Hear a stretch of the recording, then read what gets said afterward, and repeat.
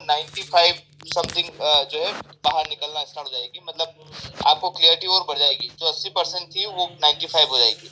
थोड़ी और अच्छी कोटिंग रखी आपने तो हो सकता है 99% हो जाए, ठीक है।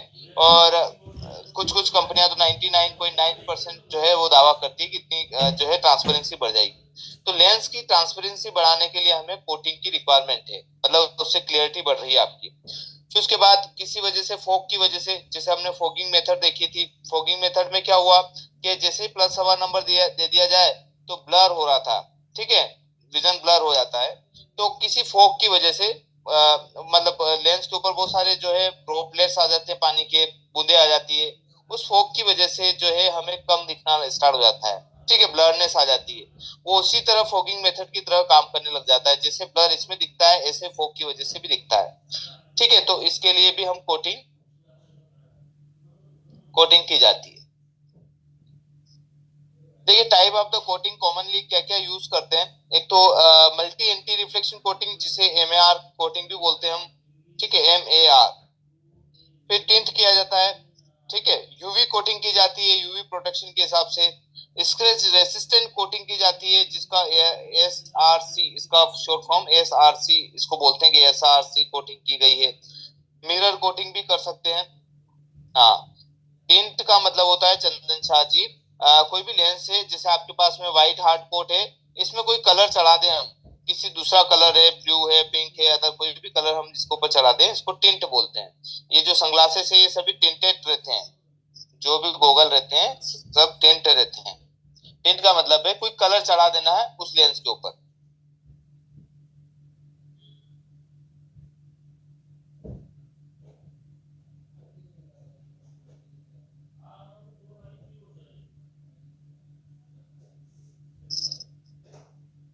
हाँ,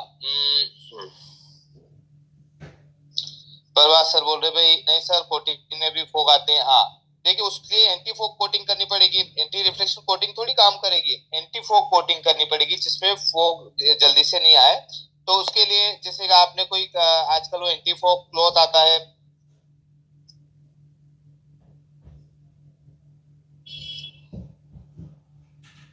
जैसे कि कोई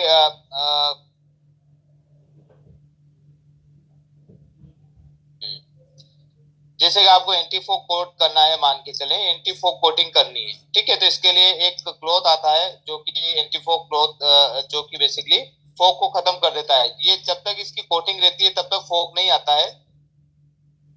जब तक इसमें इसकी क्लॉथ की कोटिंग, इसमें जो केमिकल रहता है उसकी कोटिंग हो जाती है, तब तक फोग नहीं जमता है, ठीक है। जैसे आपने इसको क्लीन कर दिया फिर वापस से फोग करना स्टार्ट हो जाता है। इवन आप चाय, गर्म चाय के कप के ऊपर भी रखेंगे तो भी वो काम हो जाएगा।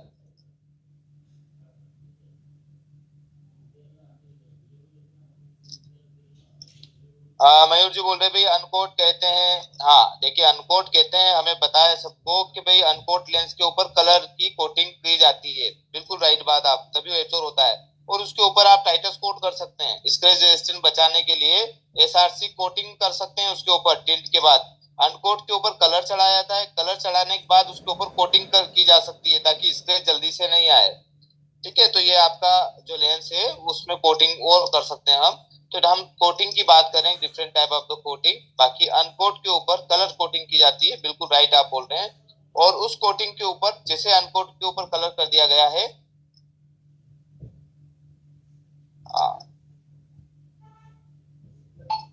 बिल्कुल एंटी क्लोथ आता है, बिल्कुल सर, वो यूज कर सकते हैं, 100 रुपीज समथिंग में आता है, वो यूज कर सकते हैं।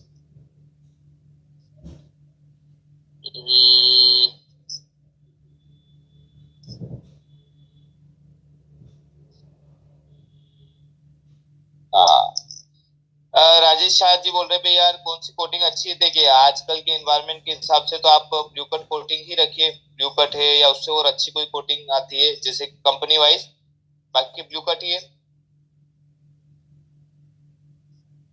ब्लू कट जो है वो ज्यादा अच्छा रहेगा अभी, अभी के जो माहौल के हिसाब से मोबाइल टीवी कंप्यूटर यूज कर रहे हैं। बाकी हार्ड कोट में एक अच्छी बात यह है कि इसमें स्क्रैच जितने जल्दी नहीं आते हैं जितने ब्लू कट में आते हैं, ठीक है। ब्लू कट में थोड़ा एंटी रिफ्लेक्शन की वजह से स्क्रैचेस जल्दी आ जाते हैं, हार्ड कोट में कम आते हैं। ये वाले आप कंपैरिजन कर सकते हैं। बाकी जो कोटिंग वाइज जो है वो ब्लू कट ज्यादा अच्छा देता है, अगर इसको संभाल के रखें तो अच्छी सर्विस जो है प्रोवाइड कर देता है।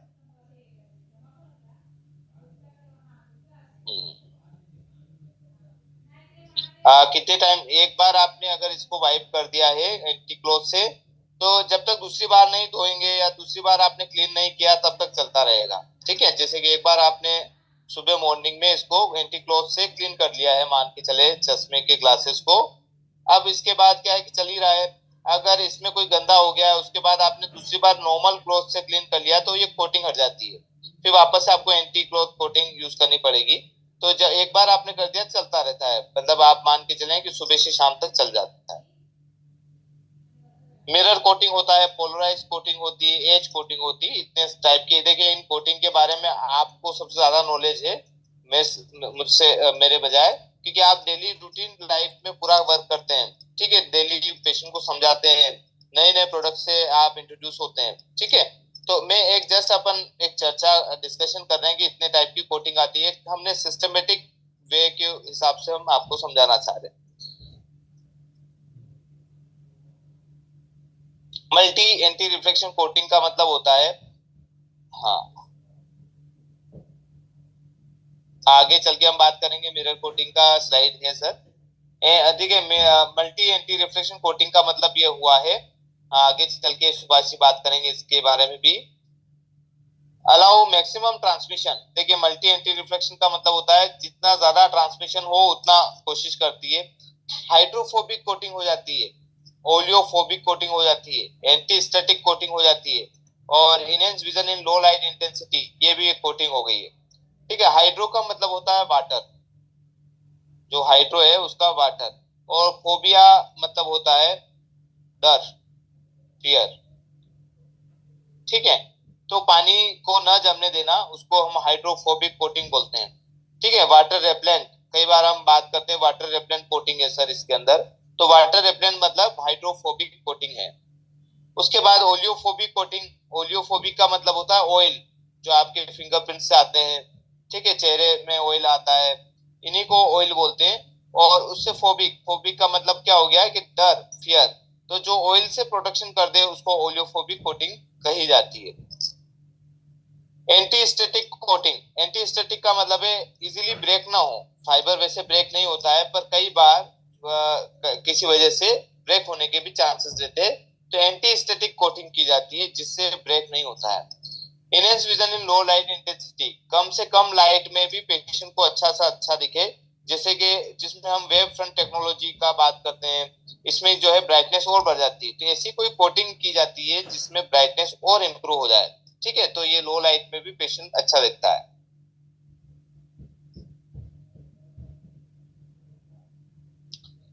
देखिए एंटी रिफ्लेक्शन कोटिंग जो है बेसिकली पतली थिन लेयर की जाती है, आपका जो लेयर से फाइबर है वो तो मोटा होता है, पर उसके ऊपर जो परत चढ़ाई जाती है वो पतली होती है। ठीक है, तो फ्रंट सरफेस में भी कोटिंग की जाती है और बैक सरफेस में भी कोटिंग की जाती है, तो इसको डबल कोटिंग भी बोलते हैं कई बार, कि डबल कोटिंग है ये एंटी रिफ्लेक्शन कोटिंग।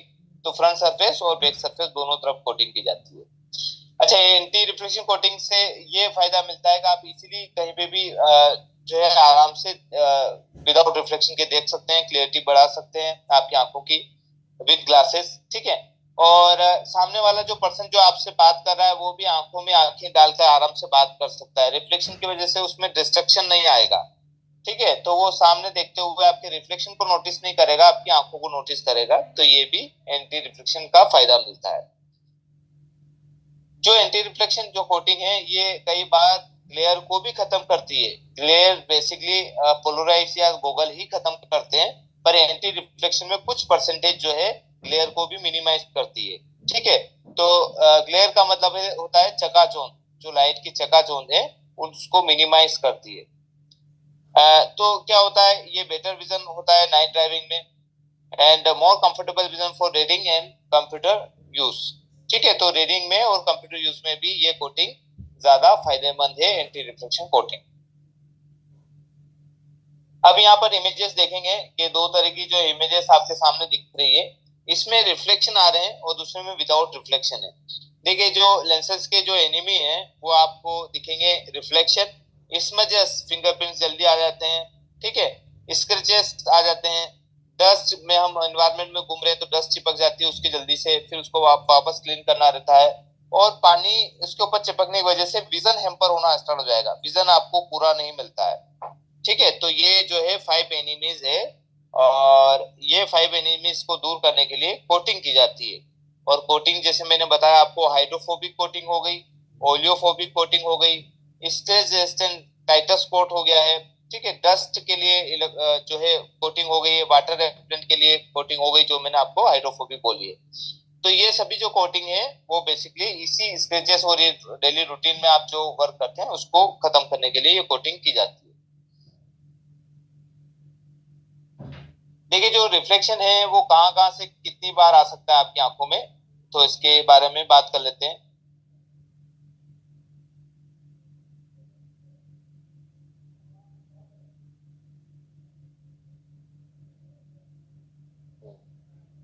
हाँ बरबाद सर, नाम बोलिए, ये कौन सी कोटिंग वाला?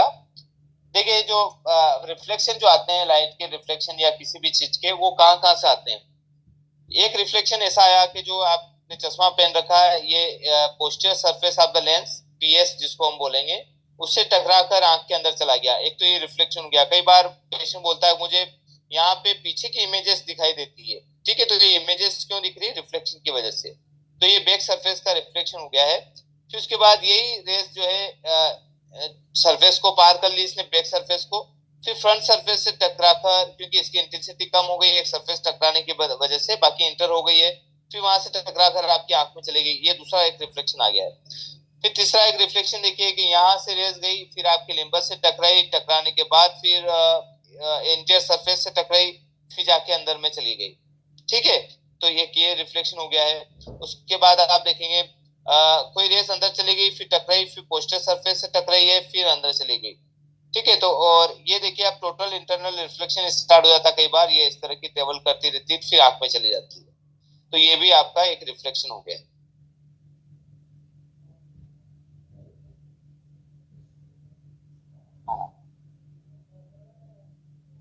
हाँ क्रिजाल कोट है सर, क्रिजाल क्रिजाल है, बिल्कुल राइट सर, क्रिजाल कोटिंग है।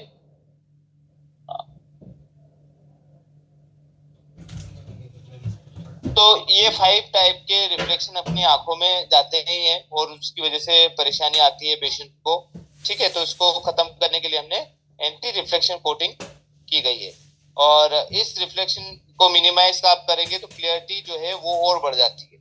देखिए एंटी रिफ्लेक्शन कोटिंग जो हम करते हैं, या जिसको हम एआरसी बोलते हैं, ये कैसे काम करती है, ठीक है। क्योंकि देखिए कोई भी रिफ्लेक्शन हमने ये देखा था जब हमने ऑप्टिकल सेंटर फाइंड आउट किया था मैनुअल टेक्निक से, तो आपको दो तरह की इमेजेस दिखाई देती है, एक डार्क है एक लाइट इमेजेस दिखाई देती है। एक इमेजेस एंटीरियर सरफेस से बनी है, दूसरी पोस्टर सरफेस से बनी है, ठीक है, इसलिए दो इमेजेस दिखाई दे रही है।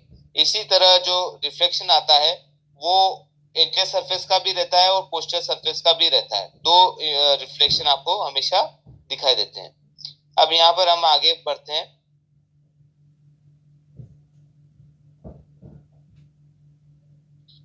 जैसे कोई लाइट रेस, जैसे हमने देखा था कि ऊपर छत पे जो ट्यूबलाइट है उसका लाइट रेस ऐसे आई और यहाँ से टकरा गई, ठीक है। टकराने के बाद क्या हुआ कि यहाँ से रिफ्लेक्शन हुआ है, ये इंटीरियर सरफेस का रिफ्लेक्शन हो गया है, ये पोस्टर सरफेस का हो गया है। दो सरफेस रहती है लेंस की, एक इंटीरियर सरफेस दूसरी पोस्टर सरफेस, ठीक है। तो ये फिर रिफ्लेक्शन होके वापस इंटीरियर सरफेस की तरफ गए और पोस्टर सरफेस की तरफ जो है दूसरा रिफ्लेक्शन आ गया। तो पेशेंट को इस रिफ्लेक्शन की वजह से 80% ही विजन मिल पाता है, बाकी 20% नहीं मिल पाता है, और रिफ्लेक्शन का एरिया ज्यादा कवर कर रहा है, ठीक है। तो हो सकता है कि एब्जॉर्ब जो है वो 2-3% मिले, बाकी जो 18% जो है वो रिफ्लेक्शन की वजह से हमें कम दिखता है, ठीक है।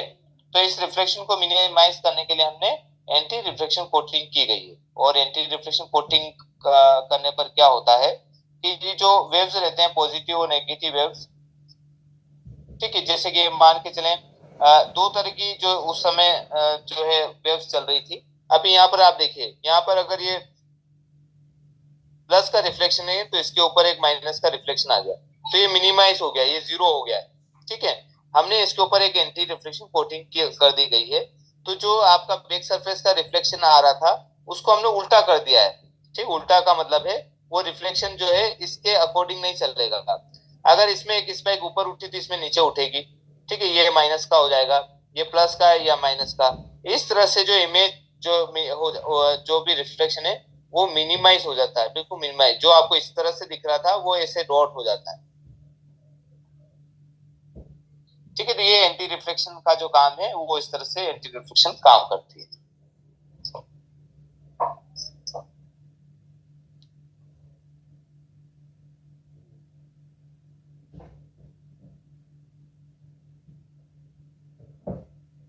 जैसे हम एमआर जो हार्ड मल्टी कोट भी बोलते हैं, कई बार एचएमसी, कई बार आपने नाम सुना होगा कि एचएमसी कोटिंग है।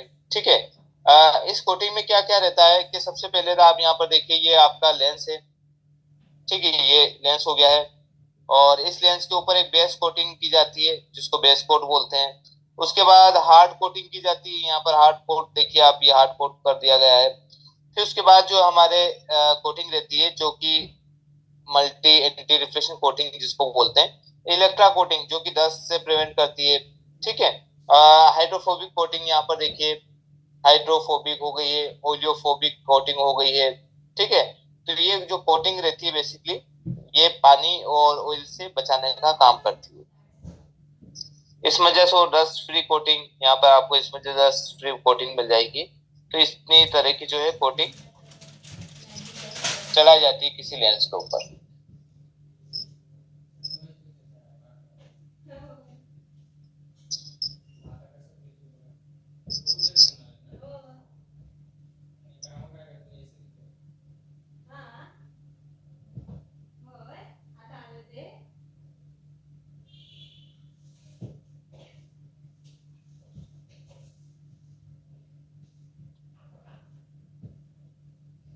अब हम चलते हैं टिंट। टिंट क्या होता है? Basically dye. ठीक है, डाई का मतलब आपको कलर करना है कि कई बार हम जो है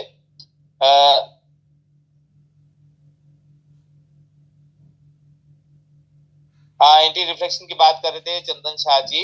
इसमें क्या हुआ कि भाई जो कोटिंग है अलग अलग बेस कोटिंग की जाती है, फिर उसके बाद फिर आपका स्क्रेसिन कोटिंग की जाती है, फिर आपके पास हाइड्रोफोबिक कोटिंग की जाती है, फिर ओलियोफोबिक कोटिंग, इस तरह से लेयर बाय लेयर कोटिंग की जाती है। इसको एंटी रिफ्लेक्शन या एचएमसी कोटिंग बोलते हैं।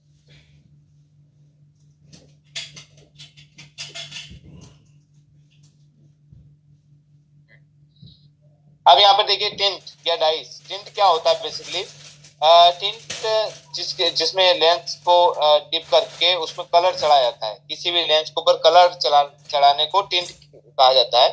टिंट से क्या फायदा मिलता है? तो ग्लेयर खत्म हो जाती है, मिनिमाइज हो जाती है ग्लेयर, कॉन्ट्रास्ट इंक्रीज हो जाता है और इनहेंस डेप्थ ऑफ परसेप्शन भी इंक्रीज हो जाती है, कलर के ऊपर डिपेंड करता है। तो ये जो भी गॉगल आते हैं आप यूज करते हैं ये सभी टिंट किए जाते हैं और टिंट से जो है ग्लेयर को मिनिमाइज और कॉन्ट्रास्ट बढ़ाया जाता है और डेप्थ ऑफ परसेप्शन भी आपका इंक्रीज हो जाता है। ये बेसिकली जो सेलिब्रिटी है वो ज्यादा यूज करते हैं आजकल, आम आदमी भी यूज करने लग गया है, बाकी सेलिब्रिटी जो है पहले काफी यूज करते थे। ठीक है, और ये बेसिकली जो है आपके परफॉर्मेंस पे काफी, जैसे कि एथलीट है, एथलीट को कहीं पे लाइट के रिफ्लेक्शन की वजह से कोई डिफिकल्टी आ रही है, साइकिलिंग कर रहा है, ठीक है, तब ये स्पेक्स लगा लिए तो क्लियरिटी और बढ़ जाती है और उसकी जो परफॉर्मेंस है वो इम्प्रूव हो जाती है। दर्शक जो बाहर गेम देखने गए हैं आउटडोर में उनके लिए भी आप इस टाइप के गूगल जो है टिंटेड लेंसेज प्रोवाइड कर सकते हैं। तो इनको टिंट बोला जाता है। टिंट अलग अलग कोडिंग वाइज चलने लग गया आजकल। इस कोडिंग को अलग अलग आप नाम दे सकते हैं, जिसमें जैसे ET39 है, ET28 है, ET14 है, ये सभी जो है कोडिंग चलने लग गई आपको। इसके लिए एक ब्रोशर आता है, उस ब्रोशर को यूज करके आप उसमें जो कोड नंबर लिखा है उस टाइप का कलर लेंसेस आप बना सकते हैं। ठीक है, तो इसमें क्या हुआ कि कोड एक ही होने की वजह से आप एक आंख का अगर आपने कलर बनाया, दूसरा आंख का भी कलर वैसा वैसा ही बना सकते हैं क्योंकि उसमें फॉर्मूला लिखा है कि ये कलर बनाने के लिए आपको ये यूज करना रहेगा, तो उसी के अकॉर्डिंग जो है मैन्युफैक्चरर है या आपका जो फिटर है वो ये चीजें कलर बना सकता है।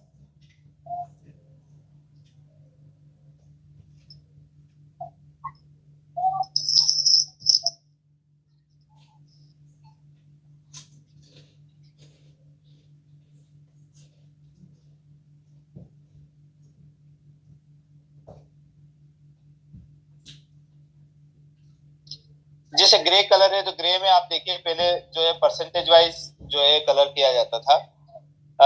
यहाँ पर आप देखिए 70% जो है डार्क चाहिए हमें, 50% चाहिए, 30% चाहिए, 10% चाहिए। ये परसेंटेज जब बोलते थे तब ये कलर, अब 70 का मतलब अब हो सकता है कि 80 भी हो सकता था, 60 भी हो सकता था। ठीक है, तो इसमें कोई भी वो नहीं था कि फॉर्मूला हमें यूज करना है। आजकल जो कलर टिंट किए जाते हैं उसमें पूरा फॉर्मूला है कि 8039 कलर बनाने के लिए आपको कौन से कलर कितना ड्रॉप डालनी रहेगी, कितना जो है इसका साइज रखनी पड़ेगी, कितनी क्वांटिटी रखनी पड़ेगी, ये चीजें उसमें लिखा हुआ है। उस तरह से आप जो कलर बना सकते हैं, ब्लू है, ग्रीन है, ब्राउन है, इन सब कलर के अलग अलग बेनिफिट है। जैसे ग्रे टिंट है, ये बेसिकली एंटी फटीग का काम करता है। ठीक है, आंखों को थकान ना हो, ट्रू कलर परसेप्शन है, ओवरऑल प्रोडक्शन मिल जाएगी, ग्लेयर खत्म कर देता है, स्पेशली ऑफ वाटर। ठीक है, baseball, tennis, football, soccer, water sports, ये सभी जो है इस टाइप के ग्रे टिंट यूज किए करते हैं। ब्लू टिंट भी आपका ग्लेयर मिनिमाइज कर देता है। ठीक है, कलर परसेप्शन भी अच्छा है, गोल्फ के लिए यूज करते हैं ब्लू टिंट।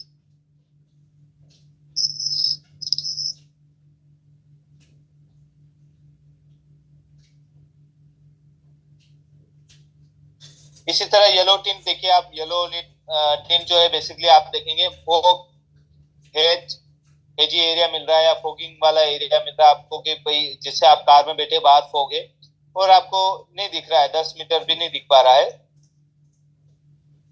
तो क्या होगा कि आप इस तरह के येलो टिंटेड लेंसेज यूज कर सकते हैं जो कि लो लाइट कंडीशन में आपकी लाइट को इंक्रीज कर दे। ठीक है, तो इस तरह के येलो टिंट लेंसेज आप,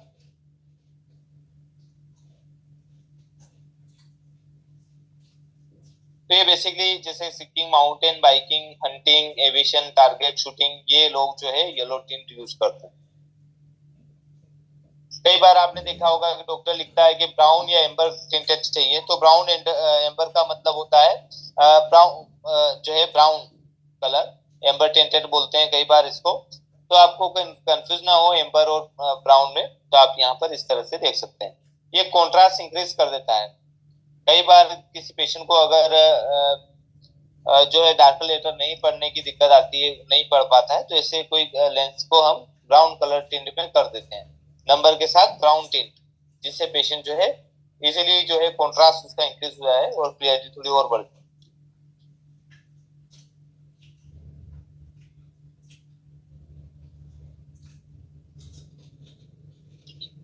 इसमें रेड एलिमेंट्स भी रहते हैं जो कि डेप्थ ऑफ परसेप्शन को बढ़ाते हैं। ये बेसिकली फिशिंग, बोटिंग और एनी जो स्पोर्ट्स वर्क जो जहाँ पे डिस्टेंस का जजमेंट होना होता है, वहां पर ये चश्मे यूज किए जाते हैं।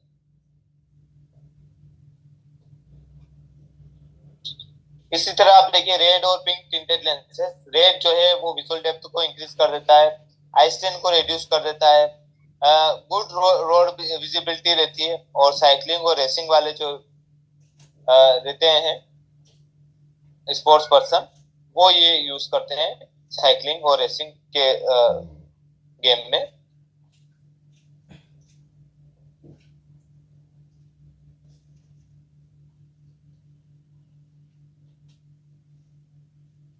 ग्रीन टिंट जो है बेसिकली सबके लिए सदाबहार रहता है। ये सभी जो जितने भी कलर आते हैं जो जिसको 7 कलर बोलते हैं, सभी को समान मात्रा में इसको जो है इसका इसमें रिफ्लेक्शन हो जाता है। कोई कलर जल्दी फोकस होता है या कोई कलर बाद में फोकस होता है, ऐसा नहीं करता है। जो उसकी जो रूल है, जिसके जैसे उसकी हैबिट है उसी के हिसाब से जो है अंदर आंख के अंदर कलर जो है फोकस होते हैं। ठीक है, तो ग्रीन टिंट जो है वो सभी कलर को आराम से पास ऑन कर देता है, जिससे ग्रीन सबसे ज्यादा अच्छा हो, आउटडोर के लिए एक्टिविटी के लिए सबसे ज्यादा अच्छा रहता है।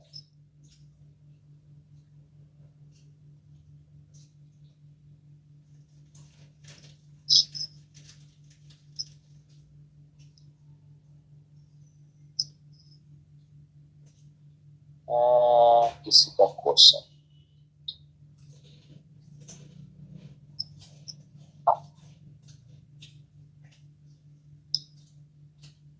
देखिए पोलराइज लेंसेज आप सब यूज करते हैं। पोलराइज क्या करता है, ग्लेयर को मिनिमाइज कर देता है, और साथ में आप देखेंगे कि पोलराइज जो है वन डायरेक्शन की जो रेस है उसको बिल्कुल ही खत्म कर देता है, एक ही डायरेक्शन की जो है रेस को अंदर आने देता है, जिससे क्या है कि जो रिफ्लेक्शन आ रहा है वो मिनिमाइज हो जाता है या पूरा ही खत्म हो जाता है।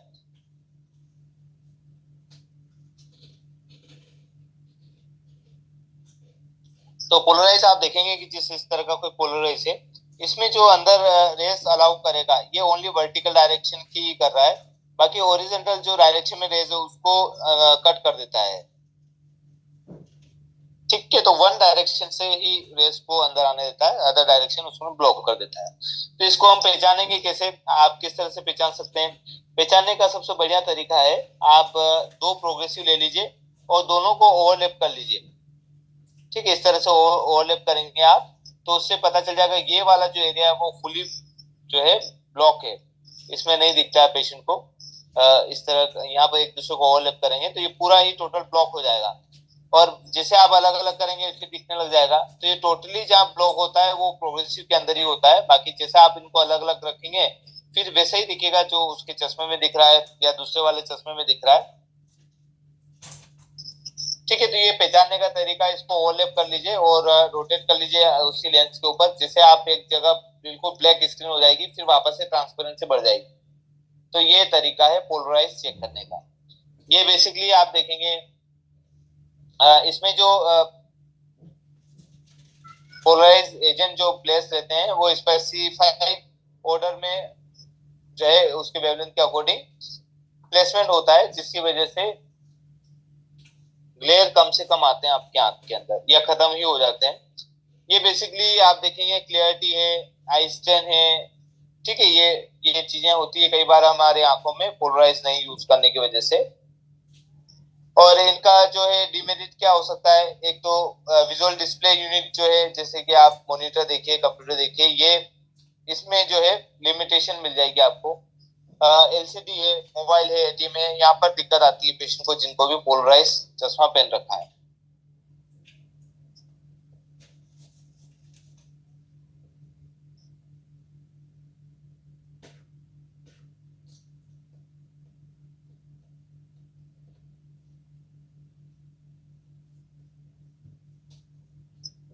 पोलराइज की बात हम कर रहे थे। पोलराइज बेसिकली हम कैसे पहचानेंगे, ये स्पेसिफाइड एक ऑर्डर को ही ब्लॉक कर पाता है, दूसरे को अंदर आने देता है। दो चश्मे को आपस एक दूसरे के ऊपर आप रखिए और अपोजिट डायरेक्शन में एक चश्मा आपने 90 डिग्री रख रखा है, दूसरा 180 डिग्री रख लीजिए, और यहाँ पर ये जो सेंटर पार्ट है जहाँ पर एक दूसरे से मिल रहे हैं वहां पे ब्लॉक हो जाएगा विजन। ठीक है, ब्लॉक होने की वजह से इसका मतलब ये पोलराइज लेंस है। ठीक है, तो दो पोलराइज एक साथ एक दूसरे के ऊपर ओवरलैप करके भी आप चेक कर सकते हैं।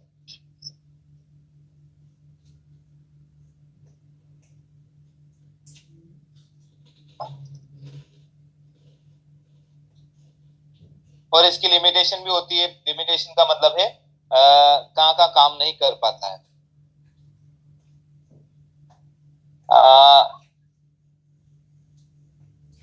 प्रभात सर का मैसेज आया, सपोज कोई पेशेंट हमसे पूछता है पोलराइज क्या है, तो क्या क्या जवाब देंगे हम, किस तरह से उसको काउंसलिंग कर पाएंगे? देखिए, अगर कोई पेशेंट आपके पास में आता है तो उसको एक तो डेमो के हिसाब से भी आप उसको पोलराइज समझा सकते हैं। तो आप ये बताइए कि पोलराइज जो है उसको ग्लेयर को मिनिमाइज कर देता है, और किस टाइप की ग्लेयर, जैसे कि पानी के ऊपर आपने कभी सन रेज को देखा होगा कितनी चमचमाती है। ठीक है, तो उसको मिनिमाइज कर देगा। स्नो फॉलिंग, जैसे बर्फबारी हो रही है वहां पे भी कई बार अगर सूरज निकला हुआ है तो वहां पे जो रिफ्लेक्शन आते हैं उसको मिनिमाइज कर देगा। साथ में आप ड्राइविंग कर रहे हैं, गर्मी के दिनों में कर रहे हैं, और रोड के ऊपर से आपको उमस दिखाई देती है, कई बार उड़ती हुई वेव्स टाइप दिखाई देती है, उसको भी मिनिमाइज कर देगा। तो पोलराइज बेसिकली आपकी आंखों में 100% यूवी प्रोटेक्शन कर देगा। ठीक है, 100% यूवी प्रोटेक्शन मिल जाता है पोलराइज, साथ में जो भी रिफ्लेक्शन है उसको मिनिमाइज कर देता है। तो इस तरह से हमें काउंसलिंग करना चाहिए कि सर जो पोलराइज है, बाकी अदर लेंसेज से वो यूवी प्रोटेक्शन में तो काम करते हैं पर ग्लेयर को मिनिमाइज या खत्म नहीं कर सकते हैं। हाँ।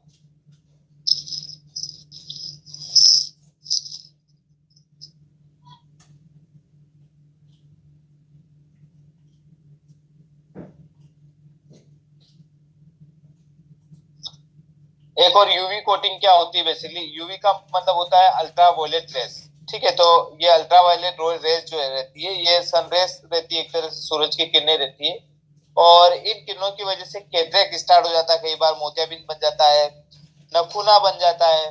ठीक है, आपका मेक्यूलर डैमेज हो जाता है, जो कि सबसे ज्यादा विजन जो है के लिए रिस्पॉन्सिबल रहता है, वो भी डैमेज हो जाता है। ठीक है, तो यूवी से हमें जो है प्रोटेक्शन चाहिए, और यूवी से प्रोटेक्शन करने के लिए आपको जो लेंस आप जो दे रहे हैं उसको यूवी सॉल्यूशन के अंदर आपको डिप करके फिर फिट करना चाहिए।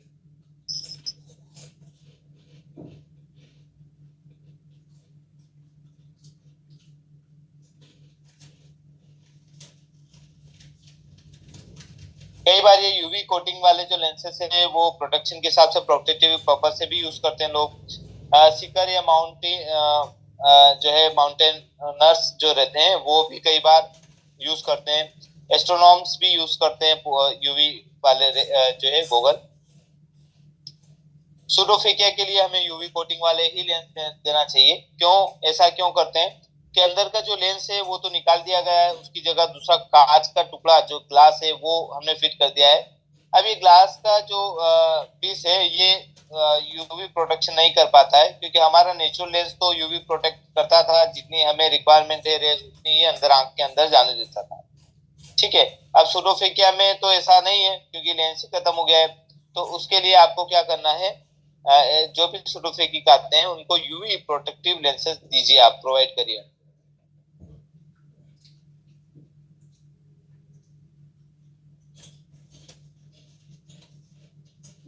नॉर्मल कोटिंग ट्रांसमिट 5%, और जो आपका अच्छी जो क्वालिटी रहती है, बेस्ट क्वालिटी, जो 2% यूवी रेस को ही पास होने देती है, अंदर जाने देती है। बाकी बाहरी रिफ्लेक्ट 100% में से 2% अंदर चली जाएगी।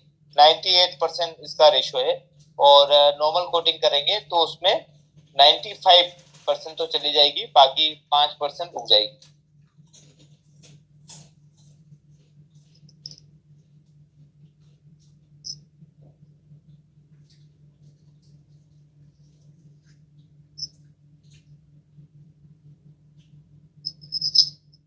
देखिए, प्रोटेक्शन के पर्पज से इस तरह के भी गूगल आते हैं। ये वेल्डिंग या नाइट ड्राइविंग के लिए काफी अच्छे रहते हैं, फायदेमंद रहते हैं। अलग अलग डिजाइन आती है सबकी।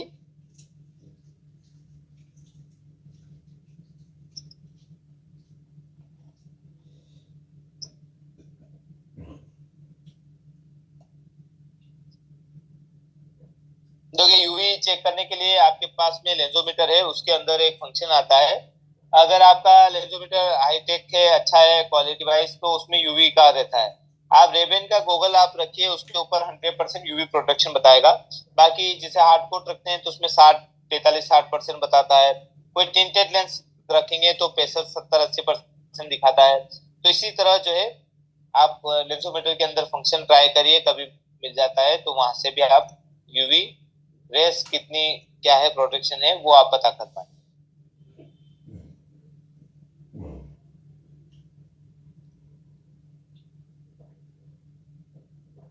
देखिए, मिरर कोटिंग की हम बात कर रहे थे। मिरर कोटिंग क्या होती है? मिरर कोटिंग बेसिकली जो है फ्रंट सरफेस में अप्लाई की जाती है। अब ये मिरर कोटिंग का क्या फायदा है? कोई भी फायदा नहीं है। ये और ऑप्टिकल क्लैरिटी को डिक्रीज कर देता है, और इसकी जो प्रॉपर्टीज उसको चेंज कर देता है लेंस की। तो इसका कोई फायदा नहीं। ये ओनली शौक है ना, कभी आपको लगाना है कलर वाला गॉगल तो इस तरह से यूज कर सकते हैं।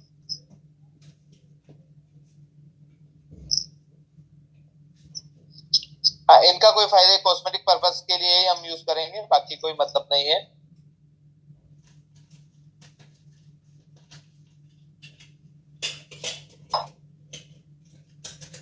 इसमें आप अपना चेहरा देख सकते हैं, एक ये अच्छा फायदा है कि किसी की चश्मा लगा लीजिए और मिरर का काम करने लग जाएगा।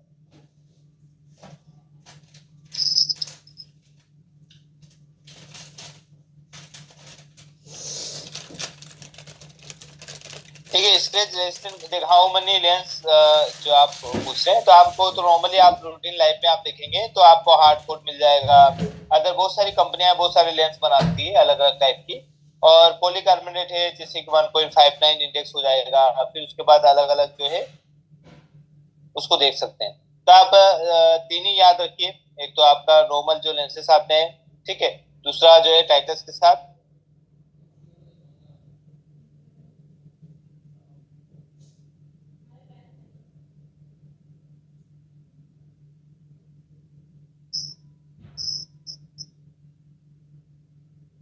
हाँ, यूवी यूवी प्रोटेक्शन की बात करें भाई, कितने लेंस उसमें आती है यूवी प्रोटेक्शन? तो बेसिकली सभी लेंस में यूवी प्रोटेक्शन आता है, पर आप देखेंगे कि पॉलीकार्बोनेट जो लेंस है उसमें ज्यादा रहता है, ठीक है, सभी लेंस में यूवी प्रोटेक्शन आता है, पर पॉलीकार्बोनेट जो लेंस है उसमें 100% प्रोटेक्शन आता है। आप कहीं पे भी जांच करेंगे पॉलीकार्बोनेट में सबसे ज्यादा जो है यूवी प्रोटेक्शन मिलता है। उसके बाद जो है धीरे धीरे आपके कम होते जाते हैं कोटिंग के according.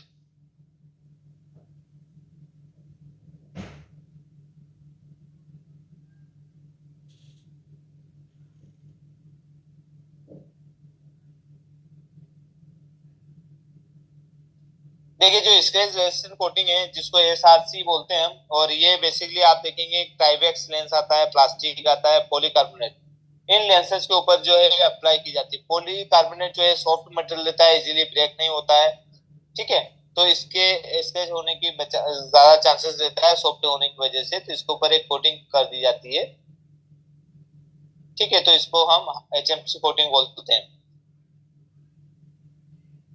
Make soft lens surface that properties of the hard surface. Soft अगर सरफेस है उसको हार्ड कर दिया जाता है।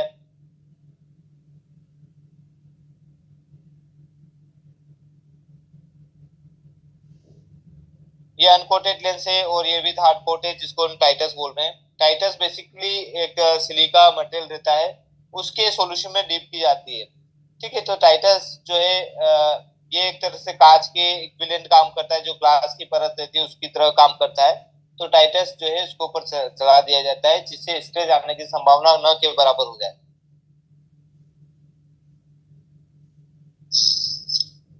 दूसरा देखिए आप स्मजेस रेसिस्टेंट कोटिंग। तो स्मजेस रेसिस्टेंट कोटिंग क्या होती है कि भाई आपके फिंगरप्रिंट्स जो हैं हाथों में या उंगलियां कहीं पे टच होती है,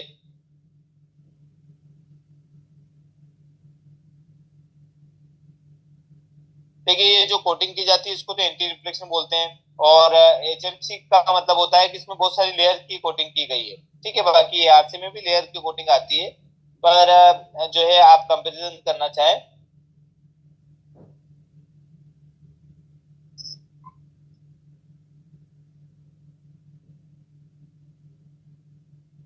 तो एचएमसी जो है ज्यादा बेटर रहता है, उसमें दो तीन सुविधाएं और ज्यादा अच्छी मिल जाएगी, हाइड्रोफोबिक कोटिंग मिल जाएगी, ओलियोफोबिक कोटिंग मिल जाएगी, ठीक है, ये फायदा काफी ज्यादा रहता है।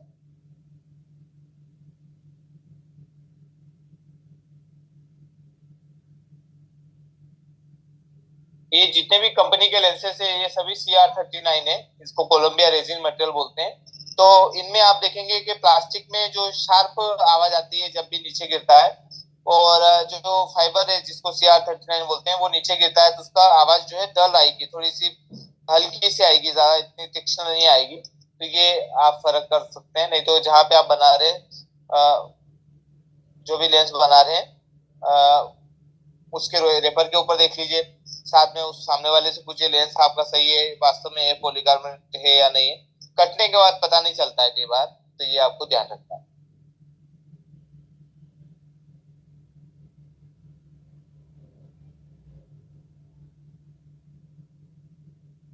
एंटी फोक कोटिंग, जैसे मैंने आपको बता दिया एंटी फोक कोटिंग क्या होती है।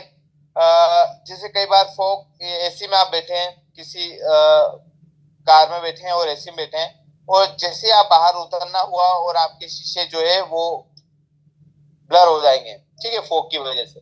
और उस फोक को खत्म करने के लिए आपके पास में एंटी फ्लो क्लॉथ जो है वो मंगवा लीजिए, और सुबह लगा लीजिए, शाम तक चलता रहेगा।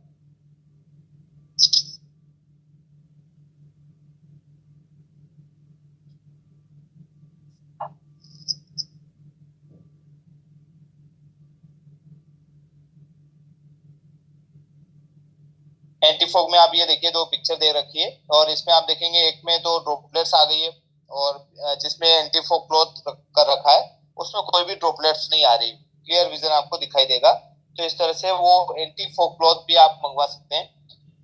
एज कोटिंग क्या होती है बेसिकली, जैसे आपने रिमलेस कोई फ्रेम ली है और रिमलेस के ऊपर में जो हिस्सा है वो पूरा ही प्लेन रहता है, ठीक है। ये वाला जो हिस्सा रहता है, डायग्राम में से बना, ये वाला जो हिस्सा रहता है इस तरह का,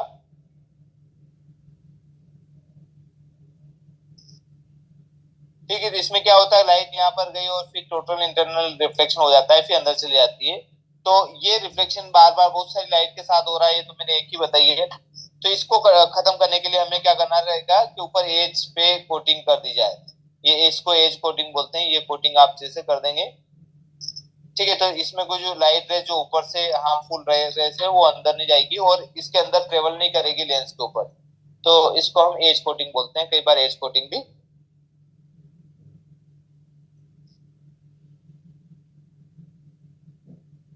हाँ 100% काम करता है, एंटी फोग क्लॉथ जो है 100% काम करता है।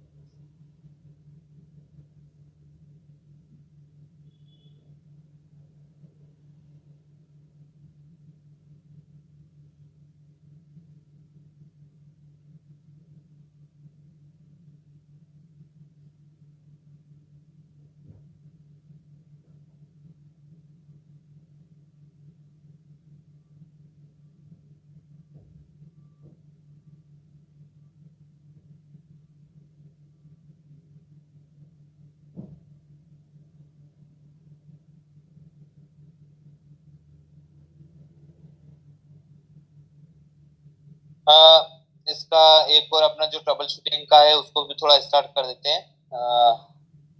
ट्रबल शूटिंग,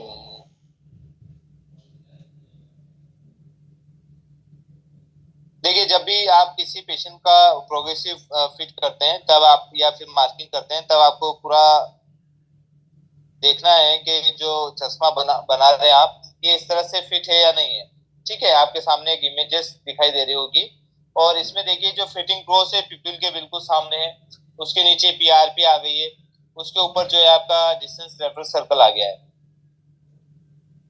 ठीक है। तो हमें इस तरह से फिट करना है कोई भी चश्मा, प्रोग्रेसिव लेंस जो है वो इस तरह से आप फिट करेंगे तो परफेक्ट पेशेंट के लिए फिट हो जाएगा।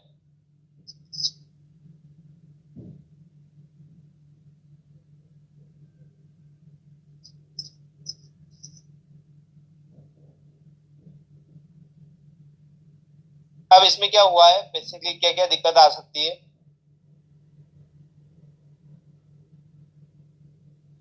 अब इस वाली पिक्चर में आप देखिए, इस वाले पिक्चर में क्या हुआ है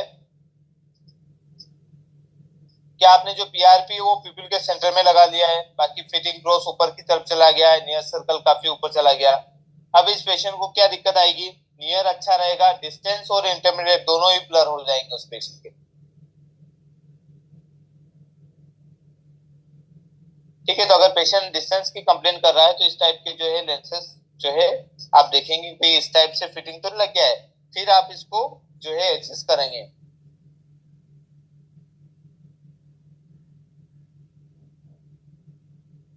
ठीक है। तो इसमें फिटिंग हाइट जो है काफी ऊपर लगा दी है, दोनों आंखों में पिपिल से भी ऊपर पहुंच गई है। तो इसमें जो है पेशेंट को दिक्कत आएगी और पेशेंट वापस आपके पास में आ जाएगा,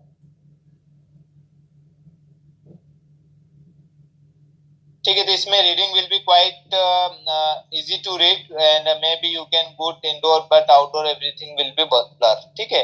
तो बाहर की तरफ जब जाएगा तब सब ब्लर दिखेगा, रूम डिस्टेंस में अच्छा काम करेगा।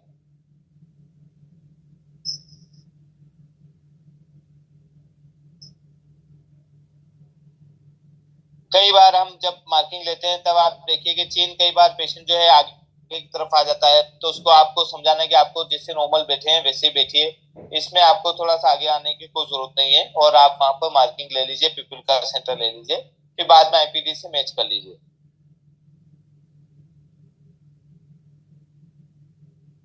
और इसमें हम क्या करेंगे, नोज पे जो है उनको ओपन करेंगे। ओपन करने से लेंस जो है नीचे की तरफ आ जाएगा। ठीक है, तो हम क्या करेंगे, नोज पेड को ओपन करेंगे, ये फ्रेम नीचे की तरफ आ जाएगी। जैसे यहाँ की नोज पेड स्ट्रेट किए और ये फ्रेम नीचे की तरफ आ जाएगी और पिपिल के सामने जो है फिटिंग क्लोज लग जाएगा।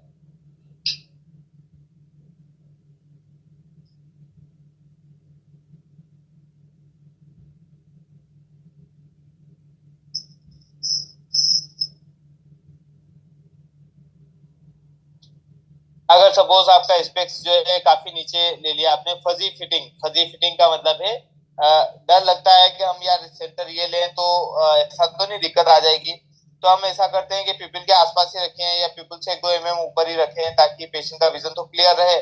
बाकी जब पास की प्रॉब्लम आएगी उसको समझा बुझा के हम भेज देंगे। ठीक है, तो ये कई बार पेशेंट सोचता है या फिर जो सेट लोग होते हैं जो कि अंदर क्लिनिक में बैठे रहते हैं वो सोचते हैं। तो आपको क्या करना है कि अगर आपको इस तरह से फिटिंग अगर हो गई है प्रोग्रेसिव में, तो आपको इस यहाँ पे जो नोज पेड है इसको क्लोज करना है ताकि फ्रेम ऊपर की तरफ चली जाए। ठीक है, तो ऐसे हम जो है क्लोज करके देख सकते हैं।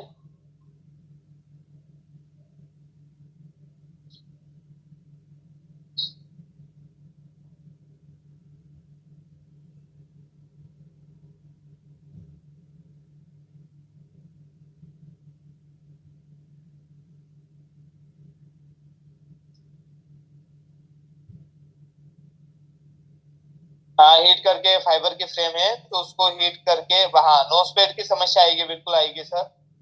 नवीन सर बोल रहे भाई यार अगर प्लास्टिक की फ्रेम में उसमें क्या इश्यू आएगा। उसमें एक चीज आप कर सकते हैं, पेंटोस्कोपिक टिल्ट को बढ़ा सकते हैं, एक ये चीज कर सकते हैं। बाकी आपके पास में दूसरा लेंस के अलावा कोई ऑप्शन नहीं बचता है, तो आपको ये ध्यान रखना है।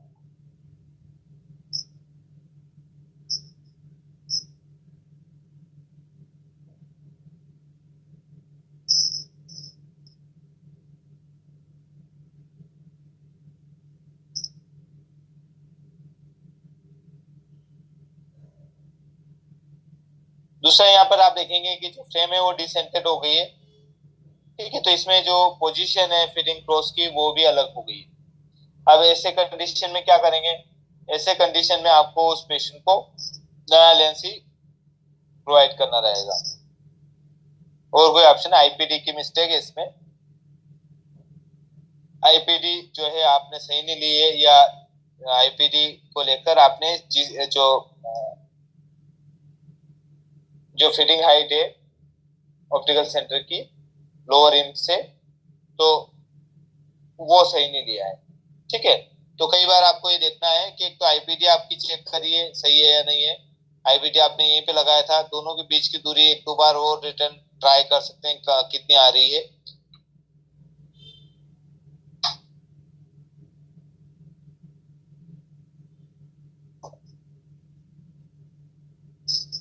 कई बार जो लेंस है वो स्क्रूड हो जाता है, अंदर की तरफ चला गया है, ऊपर की तरफ चला गया है, जिसकी वजह से पेशेंट को प्रॉब्लम स्टार्ट हो जाएगी।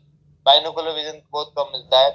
देखिए जैसे मैंने आपको कल बता रहा था, एडिशन 1 नंबर में इतना कोल्ड्रो मिल रहा है, 2 में इतना मिल रहा है, 3 में इतना मिल रहा है। ठीक है, तो विथ ऑफ द साइज देख रहे हैं हम, सेम कंपनी का लेंस है, 1 नंबर बनाया था तो उसको अच्छा दिख रहा था। जैसे 1.5 या 2 नंबर बनाया, पेशेंट बोल रहा मुझे तो सेट ही नहीं हो रहा है, काफी बेकार बना है। तो आप उसको बताइए कि पहले जो आपने बनाया था तब आपका नंबर कम था, अब नंबर ज्यादा होने की वजह से अनवांटेड सिलेंडर का नंबर भी ज्यादा आ जाता है।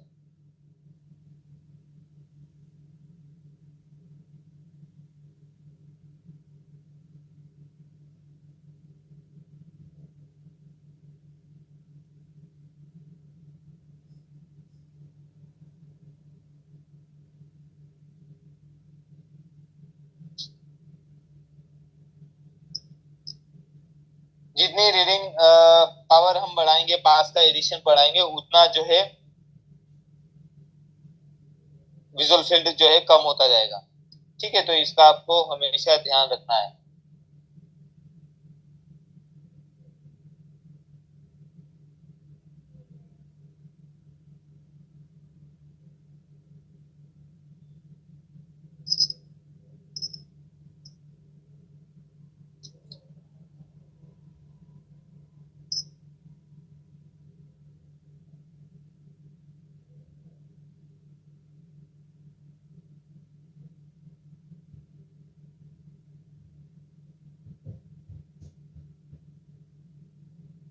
देखिए प्रोग्रेसिव लेंसेज का मैंने बताया था एनाटॉमी के किस तरह से जो है उसके अंदर लेंस जमे हुए रहते हैं, किस तरह से मार्किंग रहती है, वो आपको इस डायग्राम से और पता चल जाएगी।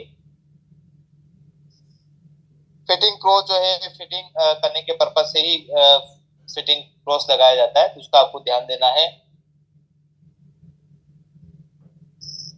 देखिए जब भी आपके पास में कोई पेशेंट आता है तो कुछ कंप्लेन लेके आता है, तो आपको क्या करना चाहिए, एक तो उसका एडिशन पावर चेक करिए, वेरीफाई करिए, पीपल का सेंटर ऑप्टिकल सेंटर हाइट के हिसाब से नोट डाउन करिए सही है या नहीं है।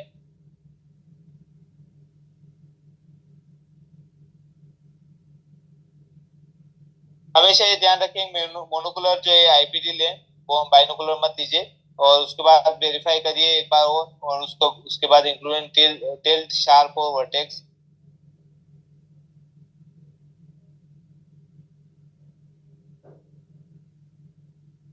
ठीक है, तो फ्रेम को आपको एडजस्टमेंट करना है, आईपीडी मोनोकुलर लेना है और इसको टिल्ट करना है, पेंटोस्कोपी टिल्ट देना है। रेपिंग देख लीजिए, रेपिंग मैंने आपको बताया था। वर्टेक्स डिस्टेंस देख लीजिए, ज्यादा तो नहीं है। तो ये सभी चीजें आपको ध्यान देना है जब भी आपके पास में कोई पेशेंट आ रहा है किसी प्रॉब्लम को लेके। तो आईपीडी चेक करिए, वेरीफाई करिए, एडजस्टमेंट देख लीजिए, टिल्टिंग देख लीजिए। ठीक है, और साथ में उसको प्रोब करिए कि भाई एग्जैक्टली प्रॉब्लम क्या आती है, डिस्टेंस में आती है या नियर में, इंटरमीडिएट में, कोई भी प्रॉब्लम आप मुझे बताएंगे तभी जाके मैं सोल्यूशन दे पाऊंगा। ठीक है, उसका नंबर भी आप एक बार रीचेक कर लीजिए। फिर आप कई बार ये चीज प्रोब करने पर आप पेशेंट बताएगा कि मैं जो है बेसिकली दूर में नहीं देख पा रहा हूँ, बाकी इंटरमीडिएट अच्छा दिख रहा है और नियर पे अच्छा दिख रहा है। तो इसका मतलब है दूर में कहीं ना कहीं आपका प्रिस्क्रिप्शन का कोई मिस्टेक है, या फिर आपने फिटिंग क्रॉस काफी ऊपर लेके चले गए, ये भी हो सकता है। तो आपको ये देखना है और उस पेशेंट से पूछना है।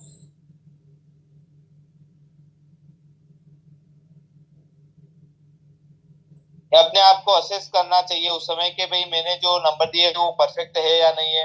मैंने जो फिटिंग की है उसमें कोई इश्यू तो नहीं आ गया है।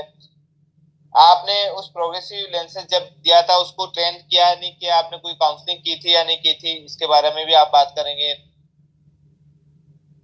क्या वो सुटेबल प्रोग्रेसिव लेंसेज के लिए सुटेबल था कैंडिडेट जिसको आपने प्रोग्रेसिव दिया, वो भी आप देखेंगे। कई बार पेशेंट जो है ऐसा एक्सपेक्टेशन लेके आते हैं कि इसमें तो बहुत सारा बढ़िया मिलेगा, दूर का पास का कहीं भी कोई टिक्की विक्की का रोल नहीं है। मैं जहाँ चाहूंगा वहां मैं 18-20 साल की एज वाला पर्सन बन जाऊंगा। तो उसका उसका इससे कोई लेना देना नहीं है।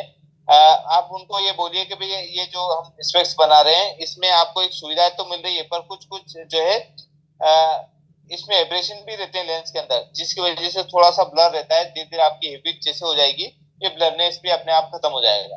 ठीक है, पेशेंट फिर क्या है उस हैबिट की वजह से उस तरफ नहीं देखेगा, बार बार सेंटर वाला ही एरिया कैच करेगा। तो ये चीजें धीरे धीरे लिमिटेशन खत्म हो जाता है। साथ में ये भी देखिए कि आपने जो एडिशन पावर दिया है वो ज्यादा तो नहीं दे दिया है। ठीक है, ज्यादा देने की वजह से भी दिक्कत आती है, तो इसका भी आपको ध्यान देना है।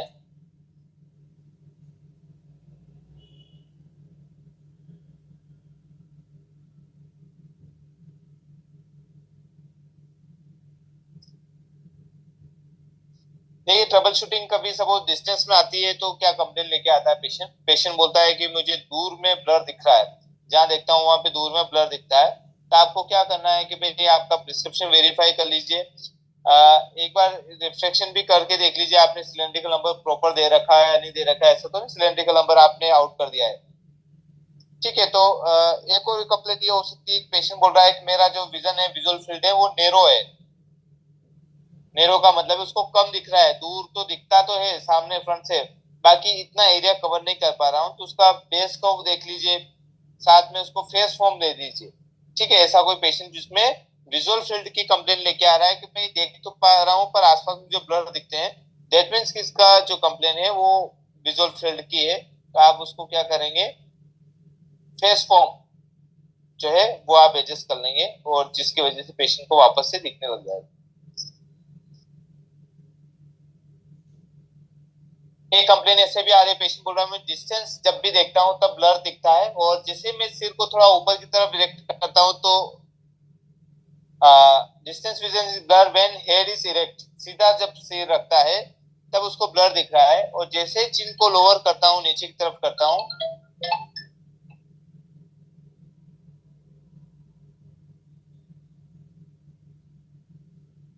जैसे चीन को लोअर करता हूं तो मुझे अच्छा दिखता है। तो इसका मतलब क्या हुआ है कि जो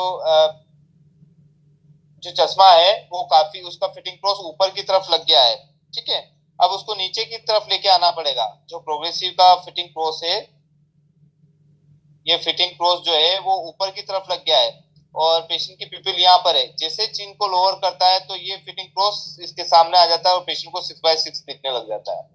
तो इसके लिए इसको नीचे लाने के लिए हमें क्या करना पड़ेगा, जो पेड आर्म्स है उनको वाइड करना पड़ेगा। जैसे आप वाइड कर देंगे तो लेंस जो फ्रेम है नीचे की तरफ उतर के आ जाएगी और पेशेंट को क्लियर दिखने लग जाएगा। तो आपको ये भी देखना है। वेरीफाई प्रिस्क्रिप्शन देख लीजिए, स्पेक्टिकल रिफ्रैक्शन भी देख लीजिए। ऐसा तो नहीं कि ज्यादा हाई नंबर दे दिया हो आपने। एडजस्ट द फ्रेम और लोअर लेंसेस, ठीक है, वाइडर पेड आर्म्स कर लीजिए तो नीचे की तरफ जो है फ्रेम खिसक के आ जाएगी और फिटिंग प्रो सामने आ जाएगा। अगर पेशेंट बोल रहा है भाई मुझे इंटरमीडिएट विजन में डिफिकल्टी आ रही है, विजन एट आर्म लेंथ 24 या 36 सेंटीमीटर पर नहीं अच्छा दिख रहा है, तो हमें देखेंगे कि मोनोपोलर पीडी आपकी करेक्ट है या नहीं है। फिटिंग हाइट ज्यादा लो तो नहीं लग गई या हाई तो नहीं लग गई है, वो भी आप देखेंगे। एडिशन पावर अगर ज्यादा ओवर तो नहीं कर दिया आपने, 2.25 नंबर दिया था आपने 2 या 2.25 कर दिया है अपने मन से, तो वो भी आपको देखना है। या फिर वहां चेक करते हुए आपने कर दिया हो, ठीक है, आपने पेशेंट जो है हैप्पी था, कम पावर में आपने ज्यादा पावर दे दी है। फिटिंग हाइट को एडजस्ट कर लीजिए और उस पेशेंट को किसी कंप्यूटर डेस्क पे बिठाकर फिर इंटरमीडिएट विजन का भी उसको देखने का बोलना है।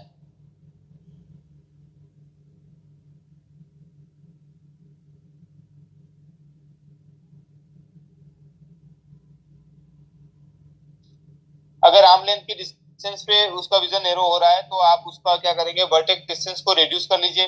ठीक है, और ये भी देखिए कि जब भी एडिशन पावर जो है वो ज्यादा बढ़ाते हैं, कई बार पेशेंट 1 नंबर लगा रहा था 45 साल में 1.5 नंबर दे दिया है और पेशेंट बोल रहा है कि उसी हिसाब से मैंने वही लेंस रखा, फिटिंग भी की, फिर भी मुझे इंटरमीडिएट में और नियर में प्रॉब्लम आने लग गई है।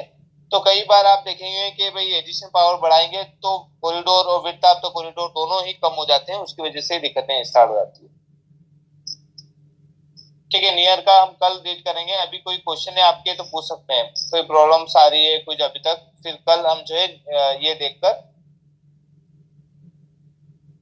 कल नियर का और देख लेंगे, और कोई प्रॉब्लम्स है आपके वो हम डिस्कशन कर लेंगे। संस्कृति मैम प्लीज अनम्यूट कर दीजिए, कभी किसी का कोई क्वेश्चन है तो वो पूछ सकते हैं। जी सर। जी मैम, अनम्यूट कर दीजिए मैम। ओके ओके ठीक है। जी मैम, प्लीज आपके कोई क्वेश्चन है तो आप पूछ सकते हैं। अभी का जो है ट्रबल, दिमाग में कोई क्वेश्चन आ रहा हो आपके।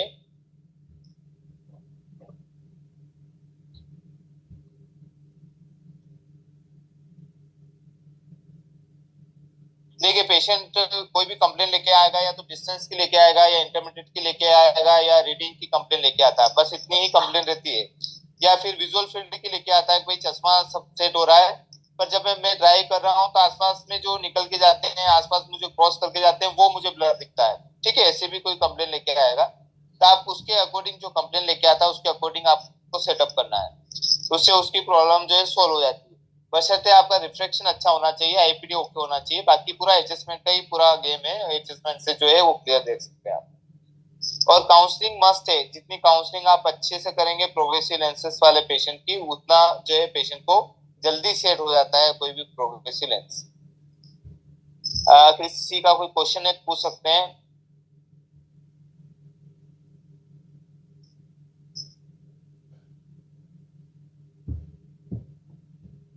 सपोज नियर में किसी को ट्रबल शूटिंग हो रही है तो reading area is not wide enough.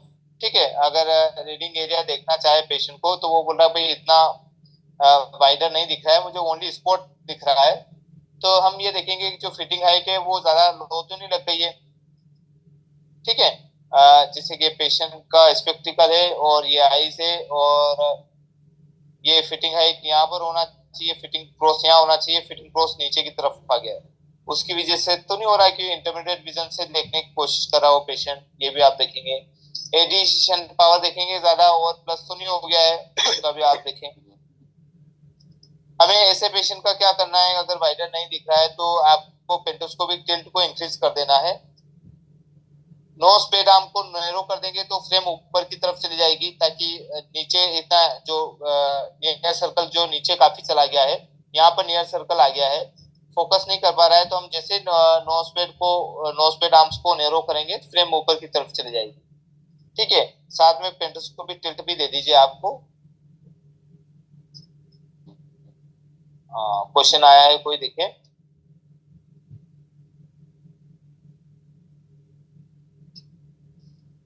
Reading के लिए ऊपर लाइट होनी जरूरी है। हाँ देखिए, लाइट स्पॉट तो रख लीजिए। अगर जैसे आप खुद आप क्लिनिक के अंदर जब रीडिंग कराते हैं तो लाइट ऊपर ही रहती है, तो छत से जो लाइट आती है वो ज्यादा अच्छी रहती है। छत से या आसपास से, उससे जो अपनी हाइट से ज्यादा ऊपर, अपने हाइट से ऊपर जहां पे भी लाइट रहती है वो ज्यादा कंफर्टेबल रहती है। जहां सिटिंग अरेंजमेंट है उसके बाद ऊपर लाइट होना चाहिए।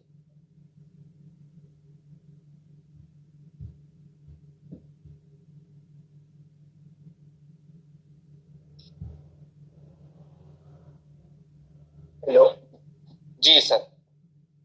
सर, मेरा एक क्वेश्चन था। जी ये ब्लू जो टेस्ट टेस्ट करते हैं वो नॉर्मल उसका ब्लू लाइट आता है, जी उससे वो लाइट ब्लॉक होता है, लेकिन हमारा जो नॉर्मल जो रेड लाइट ब्लू कट उसमें तो नहीं, ब्लॉक नहीं होता है।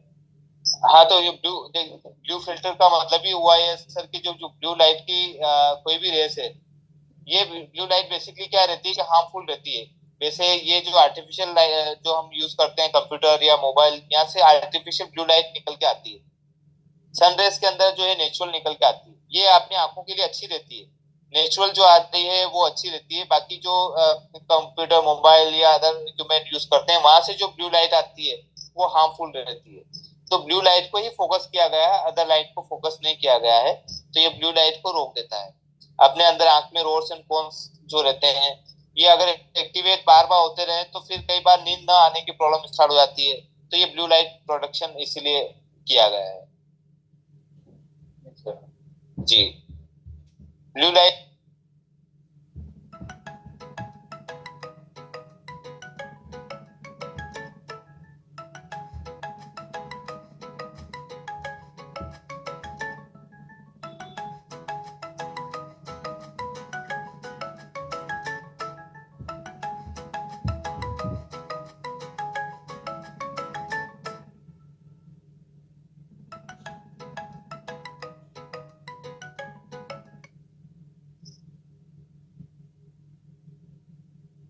और किसी का कोई क्वेश्चन आज की क्लास रिलेटेड? कल हम जो है इससे आगे थोड़ा और ट्रबल शूटिंग रीड करेंगे और फिर आपके जो क्वेश्चन है, कुछ डाउट है, उनको क्लियर करेंगे।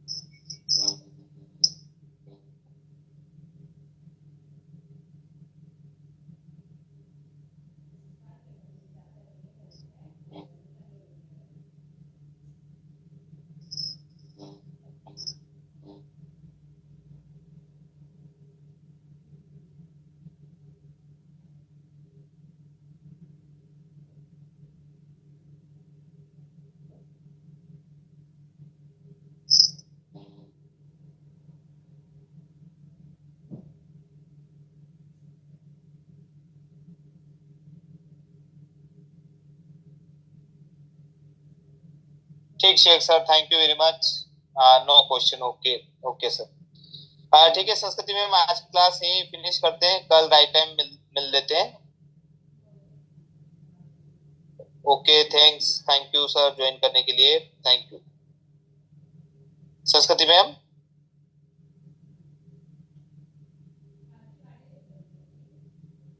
हाँ Prabhas sir, thank you very much join करने के लिए, thank you very much sir.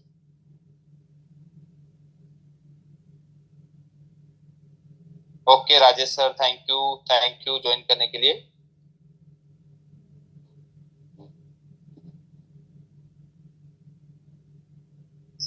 हाँ Purva Patil sir, thank you very much.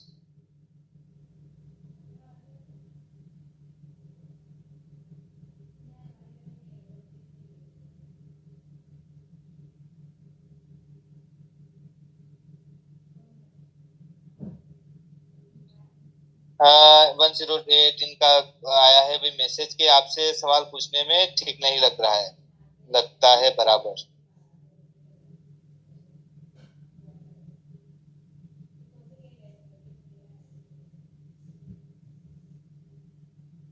इसका मैं क्या आंसर दूं?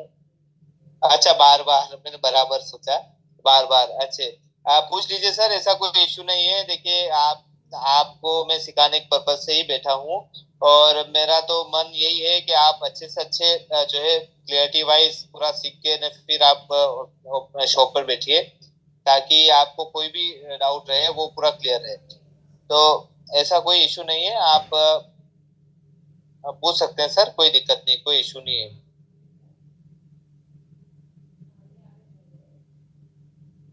ठीक है, तो आज की क्लास यही फिनिश करते हैं। कल मिलते हैं राइट टाइम, और कल कोई क्वेश्चन हो तो आप पूछेगा बिल्कुल। ठीक है सर, ओके, थैंक यू।